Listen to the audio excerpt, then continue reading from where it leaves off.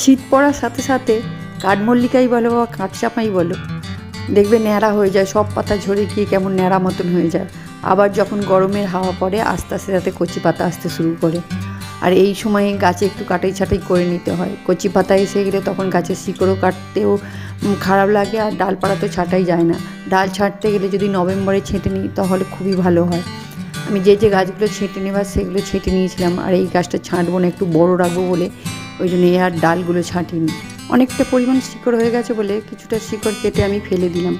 একে রিপোর্টিং করার জন্য আমি বাগানের মাটিই নিয়েছি। যদি বাগানের মাটি না হয় তখন এর সাথে একটু বালি, কোকোপিট মেশাতে হবে।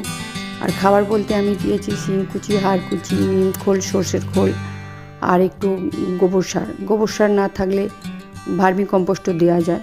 সব কিছু মাটির সাথে ভালো করে মিশিয়ে গাছটা বসিয়ে দিতে হবে। তবে হ্যাঁ, গাছের ড্রেনেজ সিস্টেমটা একটু ভালো করতে হবে, কারণ এই গাছের গোড়ায় জল জমলে গাছের শিকড় কিন্তু পচে যায়। আর হ্যাঁ, গাছের যেহেতু শিকড় কেটেছি একটু ফাঙ্গিসাইড দিতে হয়। আমার ফাঙ্গিসাইড ছিল না, তার পরিবর্তে হলুদ গুঁড়ো আমি দিয়েছি। আর গাছটাকে সপ্তাহখানেকের জন্য কোনো ছাওয়া জায়গায় রেখে দেবো। তবে হ্যাঁ, টব ভরে কিন্তু জল দিতে হবে। আমি যেহেতু গাছের শিকড় কেটেছি ওই জন্য একটু ইউমিক অ্যাসিড গুলে গাছের গোড়ায় দিয়ে দিলাম।